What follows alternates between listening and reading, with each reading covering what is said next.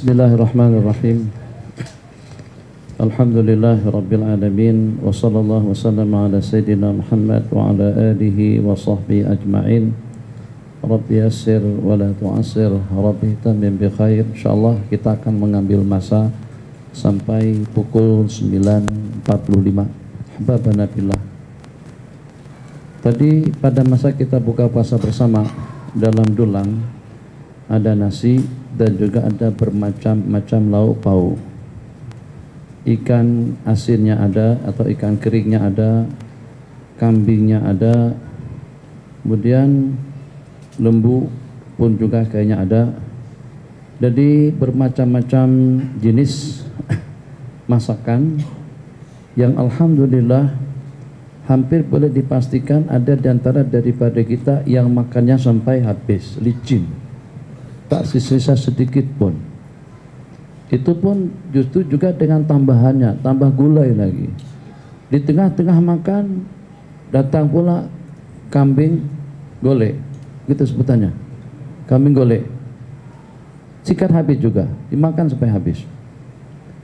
Jadi dari kumpulan yang buka puasa bersama tadi itu, tamar, kue, cocor, makanan, sajian, hidangan, minuman, kita coba semuanya.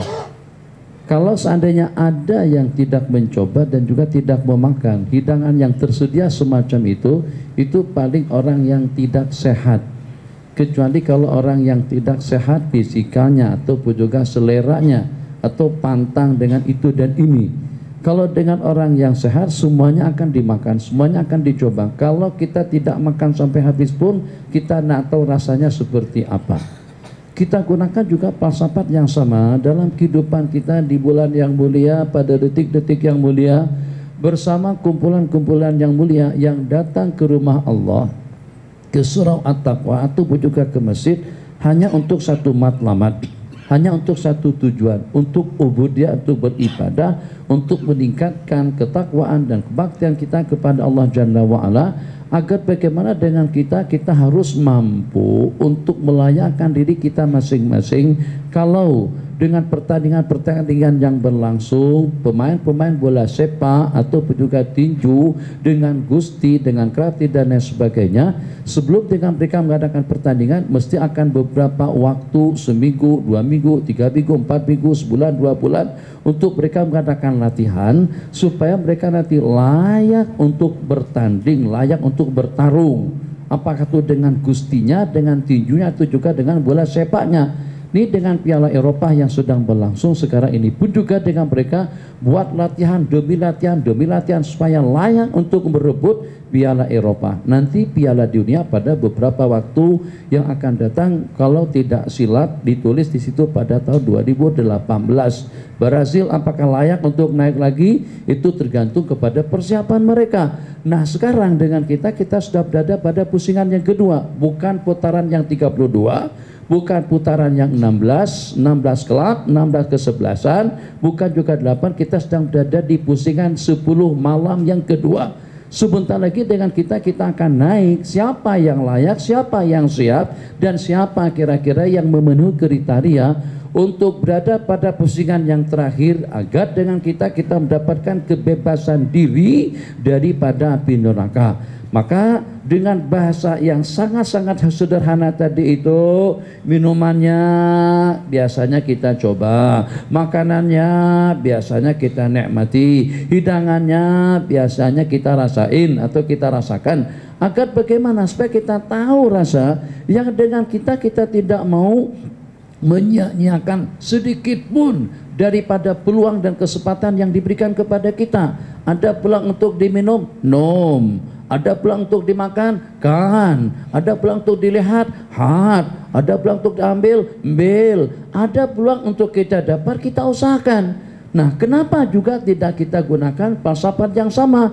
Kenapa kita tidak gunakan bahasa yang sama? Yang seketika dengan kita diberikan peluang dari berbagai macam bentuk aktiviti ibadah yang boleh kita dapatkan pada waktu kita di surau atau pada waktu kita di masjid. Dengan i'tikafnya iya, dengan tasbihnya iya, dengan tahmidnya iya, dengan takbirnya iya, dengan aminnya iya. Amin. Masya Allah, tabarakallah. Itu kebaikan. Kalau dibanding-bandingkan nasi kerabu, nasi dagan, nasi kandar, nasi kabuli, atau juga dengan nasi mandi, tayamum, wudhu dan lain sebagainya, itu tidak ada nilainya, tidak ada artinya. Itu pun kita coba. Tadi itu, Masya Allah, tabarakallah, ada kepala kambing di hadapan kami, yang walaupun otaknya tak ada. Jadi kepalanya saja, ada sedikitlah daging atau kulitnya di samping menyamping, sementara dengan otaknya mungkin sudah dimakan habis oleh siapa tak tahulah. Walhasil otak tak ada, yang ada kepalanya saja. Masya Allah tabarakallah. Kita coba juga tadi itu, sampai kepada kepala kambing pun kita nak coba. Kenapa? Itu peluang. Belum tentu kita balik rumah ada kepala kambing, belum tentu pada waktu kita beli ke rumah ada tumpikai, belum tentu pada waktu kita beli ke rumah ternyata ada kripa pada donat. Asalkan perut kita tidak menolak, asalkan selera kita masih terbuka, asalkan perasaan kita, jasmani kita masih sehat afiat, maka kita tidak akan melengahkan peluang-peluang kenikmatan makanan dan minuman yang seperti itu. Maka kita jangan tidur. Nih. Apa tidur? Astagfirullahaladzim. Bukan, jangan terlalu khusyuk.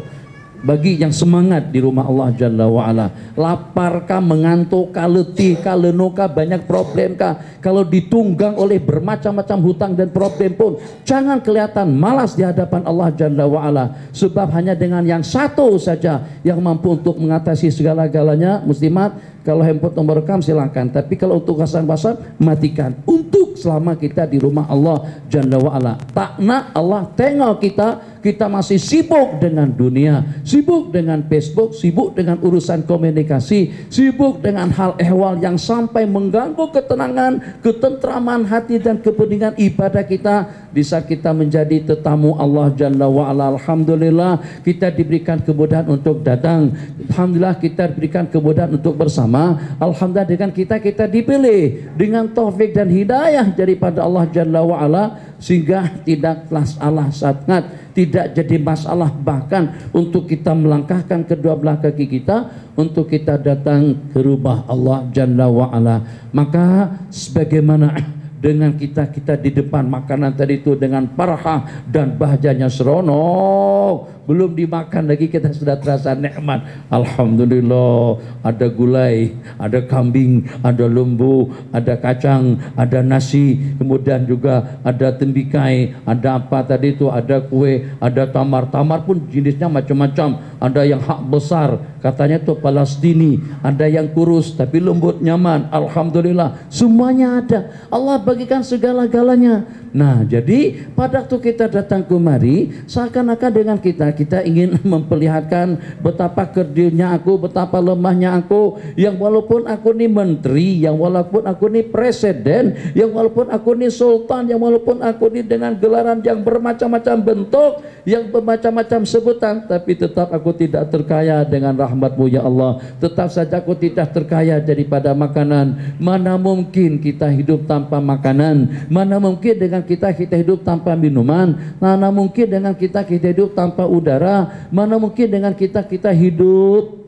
tanpa keperluan hidup yang ada atau yang memadai atau juga yang lumayan? Maka pada seketika dengan kita melihat dan mengambil patokan ibrah daripada keadaan tadi itu, ternyata hidup kita bergantung kepada makanan. Hidup kita bergantung kepada udara. Hidup kita di dunia yang sementara waktu ini bergantung kepada air. Bagaimana kira-kira kehidupan ukhrawi yang pada dengan hitungan waktunya tidak dapat dibanding-bandingkan dalam berapa ribu, juta, triliun, zillion tahun, tidak ada hitungan. Abadal abidin, kekal selama-lamanya. Maka bagaimana? Sebagaimana tadi makanannya kita coba, kutiplah semua kebaikan yang ada dengan kita, kutiplah segala kebaikan. Kalau kita ada peluang dengan apa saja? Peluang imam, Allahumma inna ala dzikrika wa syukrika wa husni ibadatik. Subhanallah, jangan mengelamun, jangan tidur, jangan malas. Baca subhanallah 33 kali. Subhanallah, subhanallah, subhanallah, subhanallah. Yang walaupun mungkin barangkali imam agak laju sedikit, kita baca sampai habis. Subhanallah, subhanallah. Kalau sang imam sudah berdoa, sambung balik, jangan kurang daripada hitungannya, agar Allah juga bagi cukup kepada kita, cukup dengan kesehatannya, cukup dengan iman dan keyakinannya, cukup dengan rezeki dan dengan keafiatannya, cukup dengan ketenangan dan kebeningannya. Nikmat kalau dalam kehidupan kita tidak ada sebarang gangguan yang mengganggu. Kalau seandainya ada cabaran, ada problem, ada cobaan, ada ujian, ada musibah sekalipun, tetap juga dengan kita tidak akan ditunggangnya. Kita tetap semangat, tetap dengan kita bergantung dengan leluasan kudrat Allah Jalla wa'ala. Abdullahi wa khalifatuhu fi arde, hambanya Allah dan khalifahnya Allah di permukaan bumi. Kita akan menjadi kuat bukan karena kita kuat, bukan karena kita hebat, bukan karena kita mampu, bukan karena kita memiliki itu dan ini. Kekuatan kita tuh dengan kekuatannya Allah. Kekuatan kita bergantung kepada Allah yang maha hebat, yang maha kuat. Kesabarannya daripada sifat Allah, kasih sayangnya daripada sifat Allah, kedermawanannya daripada sifat Allah, keperkasaannya daripada sifat Allah, ketenangan dan kebeningannya anugerah daripada Allah. Maka cobalah dengan kita berpemikiran secara sehat, di mana ada peluang kebaikan yang boleh kita kutip, di mana ada peluang kebaikan yang boleh kita dapatkan, jangan kita sia-siakan. Baca sama-sama ayat kursi. Tadi saya ucapkan assalamualaikum. Paling yang menyahut tadi itu kalau ikut pendengaran saya dalam 10-20 orang saja. Sementara hampir dalam 200 tidak menyahut. Kenapa? Mungkin tidak dengar, mungkin tidak peduli, mungkin tak kisah, mungkin juga tidak hirau. Budayakan agar dengan kita selalu mendoakan. Kita banyak masalah, tantangan, paling tidak yang paling merisaukan kita, yang paling menakutkan kita itu adalah penghujung. Apakah kira-kira sudah ada ketentuan yang dengan penghujungnya la ilaha illallah? Apakah sudah ada ketentuan yang dengan penghujungnya kita pada saat kita beristighfar sedang sujud rukuk di hadapan Allah? Ada orang-orang yang penghujungnya di waktu sujud, ada yang penghujungnya di waktu puasa, ada yang penghujungnya di waktu sembahyang, ada yang penghujungnya di waktu zikir. Takna penghujungnya pada waktu bekelah, penghujungnya pada waktu lagi sedang dengan badminton, penghujungnya pada waktu lagi sedang perkara-perkara yang negatif. Inginkan dengan penghujungnya kalimat la ilaha illallah. Nah, maka agar bagaimana kalimat tadi itu senantiasa sebati dan selalu dengan kita, sering-sering kita membaca dan mengucapkannya. Tadi kita diajak bertahlil, afdhalu dzikri fa'lam annahu la ilaha illallah. Ikut, tak susah mana, hanya dengan menggunakan mulut saja. Apakah ada tadi itu yang terpeluh? Apakah ada yang peras keringat? Apakah yang ada ya Allah lenguh saya? Lenguh kenapa sih? Tadi itu tahlilan, baca tahlil, nih lenguh kaki saya nih, sampai terasa kebas mulut saya, sampai terasa kebas kaki aku. Kenapa? Sebab tadi itu karena dengan aku ikut mengaminkan bacaan Fatihah daripada imam. Apa masalahnya? Hanya setakat amin. Nih pelajar-pelajar yatim, yatim, semangat. Ucapkan amin pada waktu imam baca Fatihah. Jangan senyap saja. Hidup kalian, masa depan kalian masih panjang lagi.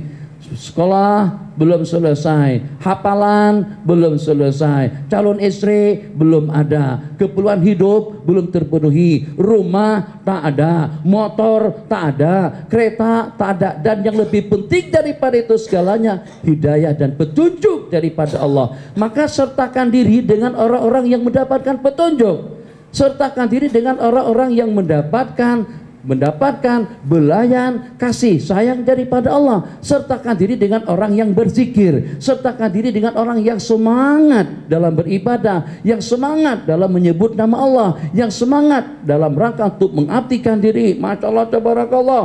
Buka tayangan TV Jera, labbaik Allahumma labbaik, labbaik la syarika lak labbaik. Buka saja. Baik kita ke sana, kita di sini dengan parabola, dengan estro, dengan kita akan menyaksikan detik-detik yang mana yang terhenti manusia berputar di sekitar Ka'bah sepanjang 24 jam, kecuali kalau pada waktu sembahyang fardu saja tawaf akan dihentikan. Selama itu perputaran waktu, kapan-kapan saja Bilal masa dengan kita nak ke Masjidil Haram, turun saja ke masjid, apakah di waktu tengah hari panas sampai pada saat ketika kota Mekah dilanda banjir terus sekalipun masih ada orang yang top dengan berenang sepanjang 24 jam tidak ada putus-putusnya. Itu himmah, itu semangat. Ini kita baru sesaat waktu makan tak mengantuk, buat proyek tidak mengantuk. Gimana malaikat tidak cemburu? Tengok geram jadinya. Waktu urusan dunia tengok Facebook, tengok WhatsApp, tengok benda lucu haram. Ada tak yang mengantuk? Tidak ada yang mengantuk. Tapi kenapa pada waktu kita mengobodiakan diri kepada Allah, kenapa pudar semangatnya, kenapa lesu, kenapa lemah? Mungkin itu kesan daripada tontonan, mungkin itu kesan daripada penglihatan, mungkin itu kesan daripada pendengaran, mungkin itu kesan daripada lingkungan, mungkin itu kesan daripada benda-benda yang tidak patut untuk kita khayalkan, untuk kita pikirkan, sehingga membuat jasmani kita menjadi stroke total, sehingga sampai tidak mampu untuk berbuat yang semudah yang kita lihat, semudah yang kita khayalkan, tapi ternyata dia tidak mampu untuk melaksanakannya. Kenapa cemburu? Kita cemburu dengan orang-orang yang Allah bagikan taufik dan hidayah, yang Allah bagikan kemudahan, yang dengan mereka sepertinya 23 rakaat itu masih belum cukup, mereka tambah lagi sampai menjadi kepada 36. Ada juga yang sampai kepada 40 rakaat, ada juga masih sampai di zaman kita sekarang di Yaman yang tarawihnya sampai kepada 100 rakaat. Ada juga yang sembahyang yang sampai 150 rakaat, 300 rakaat, 400 rakaat, khatam Quran tiap malam. Kita Yasin pun tak habis-habis sampai sekarang. Ya Allah ya Arhamar Rahimin, kenapa ya Rabbi? Kenapa Engkau tidak memberikan kekuatan kepada kami? Agak-agaknya apakah kami tidak akan kembali? Apakah jalan yang mereka tuju itu bukan jalan yang kami tuju? Apakah kira-kira ada kesudahan selain daripada kubur? Apakah kira-kira ada kesudahan selain daripada barzah? Apakah ada kemungkinan dengan kita boleh luput, lucut, lepas jauh daripada Allah? Tidak ada, semuanya berada di bawah cangkraman Allah Jalla wa'ala. Panjang atau tidak, dekat atau jauh, yang seperti apapun, kalau kau periksa dirimu dengan jabatan, dengan kementerian, siapa yang namanya Al-Qaddafi, Presiden Al-Qaddafi mempunyai bodyguard khusus, jadi wadah wanita-wanita terlatih, tidak kurang daripada 80 orang, itu daripada perempuan 80. Boleh tak mengelakkan Qaddafi daripada kematian? Siapa itu dengan Presiden Saddam Hussein yang sudah meninggal dunia? Jangankan dengan Saddamnya, tengok gambar Saddam Hussein saja rakyat sudah ketakutan. Mana dengan Saddam Husseinnya? Mana juga dengan Hafiz Asadnya? Mana dengan presiden-presiden, penguasa-penguasa dunia? Semuanya tidak ada yang luput, tidak ada yang terlepas daripada cangkraman maut. Panjang atau pendek, jauh atau dekat, sedar atau tidak, insaf atau tidak, kita akan kembali kepada Allah Jalla wa'ala. Maka supaya pada saat ketika dengan kita berada di tempat-tempat yang seperti ini, di bulan Ramadan, malam Jumat, di tempat yang mulia, dengan kumpulan-kumpulan yang mulia, dengan ibadah yang mulia, dengan detik-detik waktu yang pada siang hari tadi telah berlaku peristiwa yang terpenting dalam sejarah Islam, peristiwa yang mampu untuk memisahkan antara yang hak dengan yang batil, peristiwa yang mampu untuk memperlihatkan kekuasaan dan kudrat Allah. Bukan tidak mesti harus dengan senjata yang canggih, tidak mesti harus dengan jumlah bilangan yang ramai, tidak mesti harus dengan perekonomian yang kuat, tidak mesti harus dengan persiapan yang mantap untuk Allah memberikan kemenangan kepada sesiapa saja. Menang pada siang hari tadi itu jumlah bilangan yang tidak lebih daripada 313 orang, menumbangkan, mengalahkan, menewaskan kumpulan musuh daripada orang-orang Quraisy. Jumlah bilangan mereka tidak kurang daripada 1000 orang yang dilengkapi dengan segala-galanya. Masya Allah, tabarakallah, ini sebagai satu mukjizat di mana dalam cerita daripada sahabat Nabi, Fadribu fawqal anak wadribu gulabanan. Begitu saya kejar, siap siaga dengan panahnya, siap siaga dengan pedangnya, siap siaga dengan tombaknya. Ternyata sebelum tombak tadi itu sampai, musuh itu sudah tumbang. Nabi kita bersabda, memangnya kalian tidak yakinkah atau tidak tahukah itu adalah kumpulan yang dibunuh oleh para malaikat-malaikat Allah Jalla wa'ala, qatilul malaika. Jadi dengan pasukan tadi itu yang walaupun dengan pakaian, dengan persiapan, dengan persenjataan yang apa adanya, dengan latihan, bukan latihan perang. Latihan tidak ada latihan langsung sebab tujuan bukan untuk berperang, tapi ternyata kemenangan justru memihak kepada mereka. Tengok keyakinan Hubab atau dengan Al-Humam, salah seorang daripada sahabat Nabi, memegang segenggam buah tamar, rotab, buah korma. Jadi pada waktu itu bertanya dengan baginda Rasulullah 10 menit terakhir sallallahu alaihi wasallam, ya Rasulullah, agak-agaknya kalau saya tewas di medan perang, saya akan kemana? Nabi kita bersabda, ya tutup masuk surga lah. Nah kemana lagi? Secara pasti seketika kau terbunuh, seketika kau syahid, kamu akan disambut oleh para malaikat dan kamu akan berada di dalam surga. Ucapan seperti itu pernah Nabi kita ucapkan kepada Sayyidina Ma'is bin Malik al-Aslami radhiyallahu ta'ala anhu. Selepas berlakunya hukuman rajam, terpancut darah Sayyidina Ma'is tadi itu ke baju salah seorang daripada sahabat. Sahabat itu menjerit, merepek, menyumpah. Nabi kita bersabda, sabran, kamu pernah tengok tak dengan seseorang yang lebih pemurah daripadanya, yang dengan dia mampu untuk mendermakan, mengorbankan dirinya demi agar tegaknya hukum Allah Jalla wa'ala. Ini mampu berkorban, mampu untuk mencabar segala-galanya dalam rangka agar terlaksana hukum rajam. Kepada siapa? Bukan kepada keluarga, bukan kepada orang ramai, kepada diri pribadi dia sendiri. Jadi ada yang merepek. Bahkan ada riwayat pada saat Nabi kita nak menyembahyangkannya, ditarik oleh salah seorang sahabat, atau salli alaihi, apakah baginda nak sembahyangkan orang yang berzina itu? Nabi kita bersabda, aku tengok dia lagi sedang berenang di dalam surga. Aku sedang menyaksikan rohnya sedang menikmati kenikmatan di dalam surga. Jadi dengan sahabat Nabi kita tadi itu tanya, kalau saya tewas, kalau saya mati syahid, itu bagaimana kesudahannya? Nabi kita bersabda di dalam surga. Jadi kata sahabat tadi itu, lama sungguh untuk menunggu menghabiskan 10 atau beberapa biji tamar jadi genggamku ini. Terasa lama waktunya, terasa lama saatnya. Kalau saya harus menghabiskan tamar ini, baru saya turun ke medan perang. Yang tamar yang sudah ada di genggam tadi itu dilepaskan, dilemparkan, dan terus turun ke medan perang. Itu keyakinan yang seperti apa yang mereka miliki? Keyakinan yang tidak ada syak, yang tidak ada kebimbangan dan keraguannya. Kalau aku mati, kalau aku terbunuh, berarti surgalah balasannya. Sehingga waktu atau detik-detik terakhir dengan sahabat Nabi kita tadi itu sudah tidak mau menggunakan detik-detik waktu untuk urusan makanan, solekan, pakaian dan yang seumpamanya.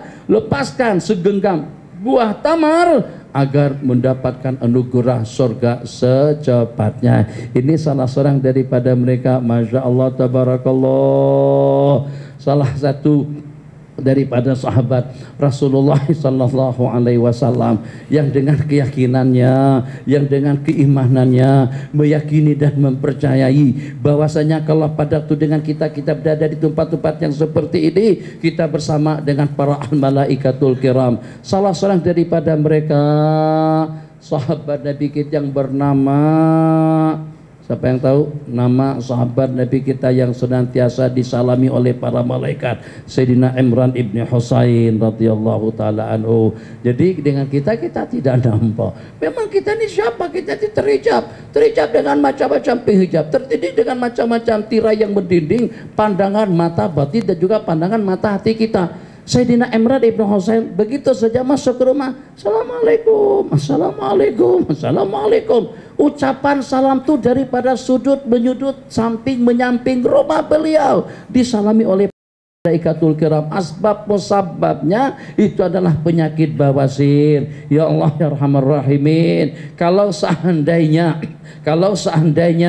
agar para malaikat tadi itu kekal mengucapkan salam kepadaku, tapi juga dalam waktu yang sama cobaan dan ujian tersebut kekal mengganggu kesehatanku, tidak problem, yang walaupun terganggu dan terseksa dan teraniaya dengan gangguan penyakit, yang penting agar bagaimana kumpulan daripada para malaikat tadi itu senantiasa selalu dengan aku. Ini keyakinan yang tertanam di dalam hati mereka. Pernah juga dengan Sayyidina Imran meminta kepada baginda Rasulullah sallallahu alaihi wasallam, doakan kesembuhan untuk aku ya Rasul.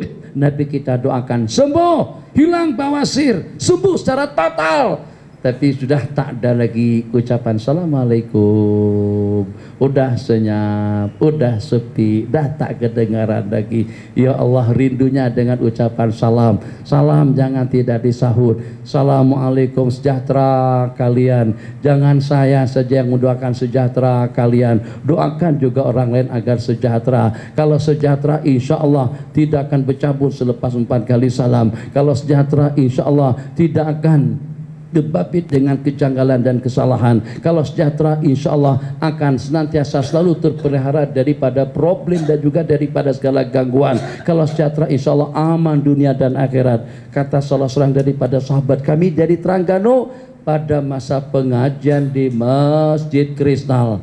Jadi pada waktu itu moderator mengucapkan assalamualaikum warahmatullahi wabarakatuh, yang menyahutnya hanya dengan beberapa orang. Coba budaya kita, bahkan kadang-kadang dijawabnya pun sampai bermenit-menit dulu baru dijawab. Siapa yang menjawab? Moderator, pengurus majelis. Waalaikumsalam warahmatullahi wabarakatuh. Kita ucapkan selamat, terima kasih kepada Qari atau juga kepada salah bapak siapa atau Datuk Sri siapa yang telah memberikan ucapan aluan sebentar tadi. Bila disahut, yang menyaut siapa? Moderator yang menyaut. Kenapa sampai ke tahap itu? Kan kedekutnya kita. Amin, apa susahnya? Rugi apa? Buta kah? Tuli kah? Kalau kita menyahutnya tak ada apa-apa. Saya kehilangan kasur saya. Kenapa hilang? Karena saya menjawab salam imam semalam. Itu tak ada sejarahnya macam itu. Saya sakit perut saya. Kenapa sakit perut? Bahkan saya sampai ceret-beret malam tadi itu. Kenapa? Sebab karena mengaminkan imam agak nyaring. Waladhdallin, amin. Akhirnya saya menceret ya balik rumah. Ceret-beret. Tak ada. Itu kebaikan. Coba ada tak duit sebarang RM1 yang terbiar di situ? Tengok saja. Ujung ke ujung insya Allah. Kalau RM1 sekalipun, 5 kupang sekalipun kita kutip yang 5 kupang. Berapa 5 kupang dengan pahala? Amin. Berapa 5 kupang atau RM1 sejuta ringgit sekalipun dengan subhanallah. Kenapa senyap? Tadi mulut kumat kami dengan masakan kambing sampai melirik mana otaknya, sampai menanyakan, tertanya-tanya lagi mana otaknya. Kenapa? Karena kita tahu. Kenapa kita tahu? Makanan mulut saja, makanan hati kita, rohani kita juga perlukan makanan. Dia juga perlukan giza, dia juga perlukan vitamin. Maka berikanlah habuan kepada organ-organ yang ada pada diri kita masing-masing. Sebab dia saling bantu membantu. Kata kaki, kalau aku tak berjalan, kalau aku tak berdiri, awak susah datang ke surau. Aku dah bantu awak renggangkan kakinya, jangan dikeriputkan pada waktu sembahyang, jangan ada celah-celah kanan dan kiri. Nanti setan masuk ke situ. Baginda yang berkata semacam itu, tanamkan keyakinan. Kalau baginda bersabda, sab-sab kamu akan dicelah-celah oleh setan, itu berarti betul. Buka, renggangkan sedikit kaki, jangan bagi peluang kepada setan, tanamkan keyakinan. Tadi sahabat Nabi kita yang buang buah tamar, tadi dengan sahabat Nabi kita yang disalami oleh para malaikat, jihad 3 menit terakhir, jangan risau. Kita yang walaupun dengan ketinggian 39 di muka kita atas permukaan laut, tetap kita akan mendarat tepat waktu. Terhampas sekalipun, yang penting selamat pada masa pendaratannya. Nah, kita taruh insya Allah 23 insya Allah dulu. Ya yang uzur, yang sakit. Kalau tadi makannya sikit saja, hanya setakat 3 suap saja, tak apa, bercabut lepas 4 kali salam. Tapi kalau tadi makannya habis, jangan bercabut dulu. Karena makan sembahyang juga sampai habis. Tidak adil. Makannya banyak, tarawihnya sedikit. Giling kepala malaikat, ya astagfirullahaladzim. Sekejap nanti ada moreh pula. lepas maghrib jamak takdim dengan sahurnya pula. Makanan-makanan yang tak ada di bulan lain ada di bulan Ramadan. Jadi bukan haram, tapi agar bagaimana di bulan hari yang mulia ini kita mampu untuk menunjukkan kebolehan kita, kemampuan kita, keperkasaan kita, power kita dalam berubudiyah kepada Allah. Jihad 2 menit. Jadi sahabat Nabi kita tadi itu, mungkin kita pernah dengar cerita tuh bang, ini sahabat lagi sedang buat proyek bang, bukan lagi sedang makan, bukan lagi sedang minum, bukan lagi sedang whatsappan, facebookan, nah, lagi sedang buat proyek, lagi nikmat-nikmatnya. Begitu mendengar seruan langsung melompat daripada perut istri. Kan kalau zaman kita sekarang, kalau dengan kita mungkin kita tawar, aduh abang belum kawin lagi kan, kita tawar, abang sabar bang, sebentar lagi bang, sebentar lagi bang, jangan macam itu bang, aduh akbar. Yang tak tahu minta maaf lah. Ini saya simbang dengan yang sudah kawin. Macam mana istri menawar-nawar, takkan kita tolak, ini langsung melompat, ambil pakaian perang, senjata lengkapnya, dododak, sampai mati, terbunuh, syahid di jalan Allah.